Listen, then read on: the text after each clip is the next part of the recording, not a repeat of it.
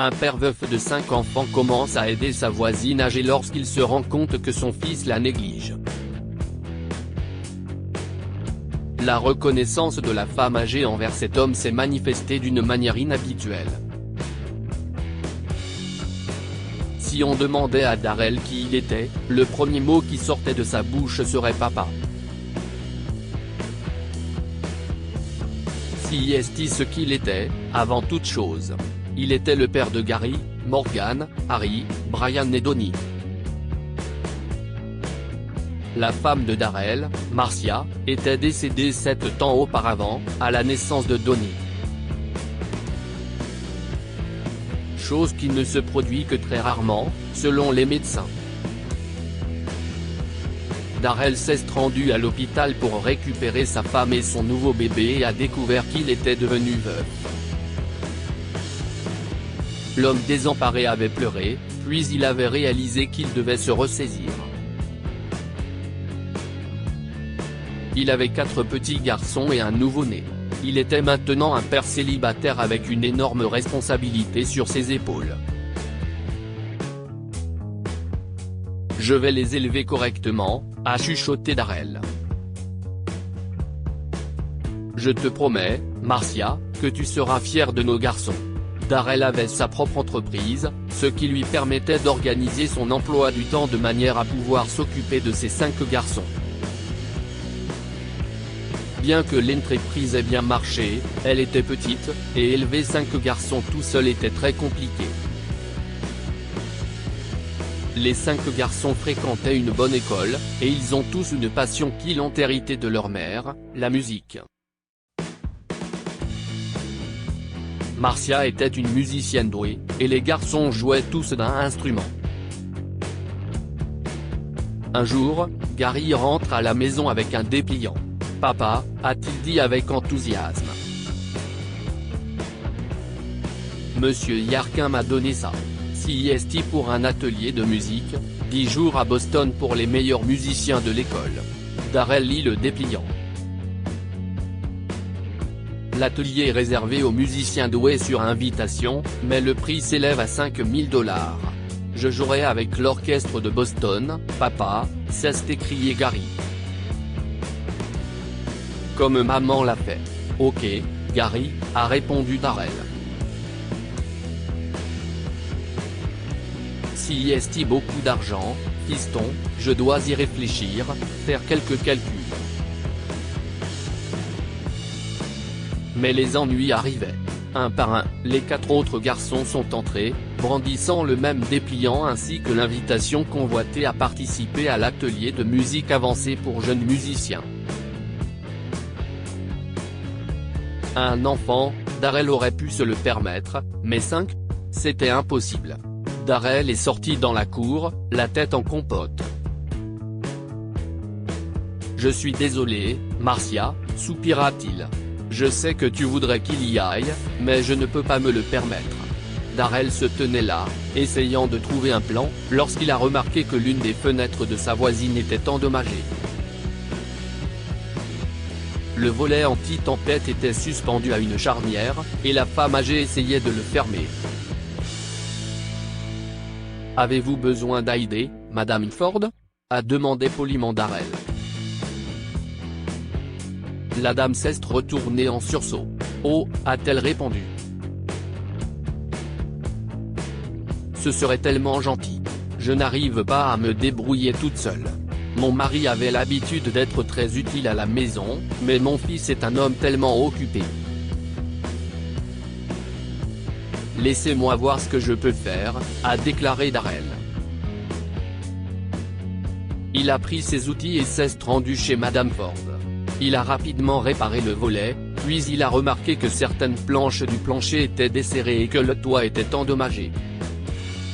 « Vous avez encore beaucoup de choses à faire réparer, » a dit Darrell. « Ça vous dérange si je passe demain pour finir ? Merci, » a dit Madame Ford. « Vous êtes si gentil. Mais combien vous dois-je ? » Darrell a souri. « Rien, madame, a-t-il dit. On est juste des voisins. » Si vous avez besoin d'autre chose, dites-le moi. Eh bien, Madame Ford avait l'air embarrassée. Mon fils était censé venir et m'emmener au supermarché et à la pharmacie pour acheter de la nourriture et mes médicaments, mais il est tellement occupé. Il a essayé de m'apprendre, mais je n'arrive pas à me faire à l'idée de commander des choses en ligne. Pourriez-vous m'emmener faire mes courses, si vous n'êtes pas trop occupé? Darrell a accepté et a conduit Madame Ford faire ses courses. Le lendemain matin, c'était un samedi, et Darrell était venu de bonne heure chez Madame Ford pour réparer le toit. Madame Ford était dans la cuisine en train de préparer des biscuits pour que Darrell puisse les rapporter à la maison pour les garçons quand elle a entendu une voix d'homme dans la cour. Elle a regardé et a vu Darrell parler à un homme bien habillé. Combien ? A demandé l'autre homme. $25000, a répondu Darrell. Mais tu sais que je suis bon pour ça, Jared. Si est-il quelque chose qui serait génial pour mes garçons, quelque chose que Marcia aurait voulu pour eux. Tu dépenses trop pour ces garçons, a dit froidement l'homme appelé Jared. Si tu n'avais pas d'enfant, tu ne serais pas à court d'argent. J'étais là pour toi quand tu avais besoin d'argent, Jared, a dit Darrell calmement. Tu m'as dit que les frères étaient là pour ça, et je t'ai donné cet argent. Eh bien, a dit Jared. Ça c'était avant, et plus maintenant. Désolé, Darrell. J'ai prévu de passer l'été aux Bahamas et j'ai besoin d'argent. Sans un mot de plus, Jared a tourné le dos et s'est éloigné. Madame Ford a jeté un coup d'œil et l'a vu monter dans un SUV de luxe et partir en trombe. La famille est censée être toujours là, se disait Madame Ford.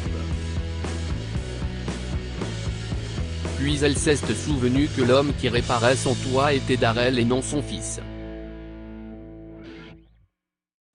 Madame Ford sait bien à quel point la famille peut être décevante, et combien elle peut blesser.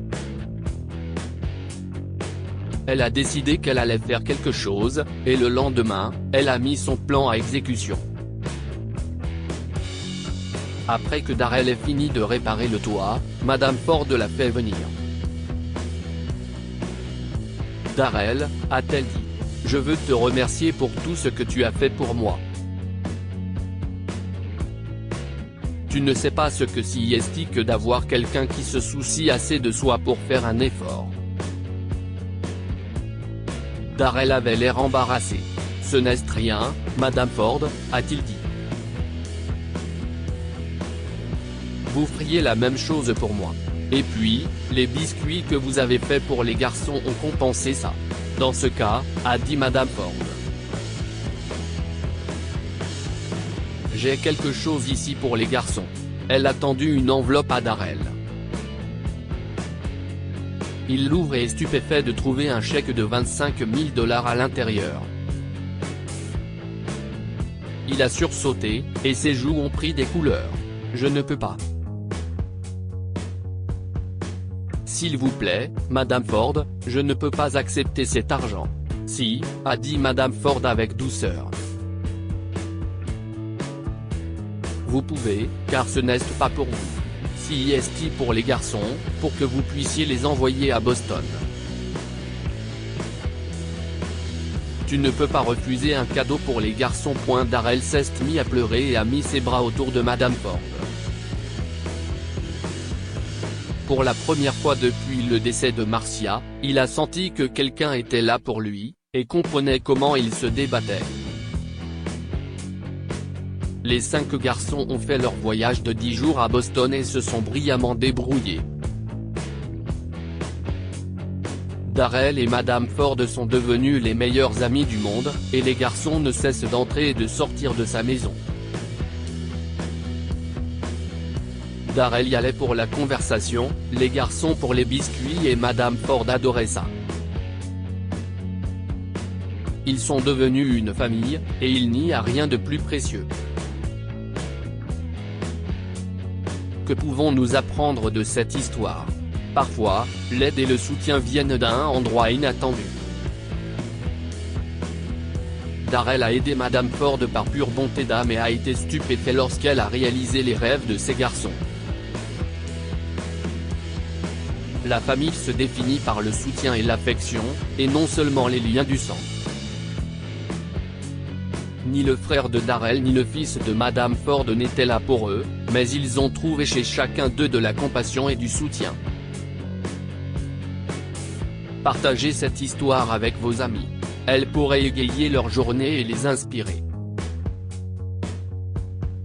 Si vous avez aimé cette histoire, vous aimerez peut-être celle d'un garçon qui a offert à une dame toutes ses économies pour remplacer l'argent qu'elle a perdu et qui a reçu 10 fois plus par la suite. N'oubliez pas de vous abonner à Amo Mama sur Google News pour d'autres histoires merveilleuses.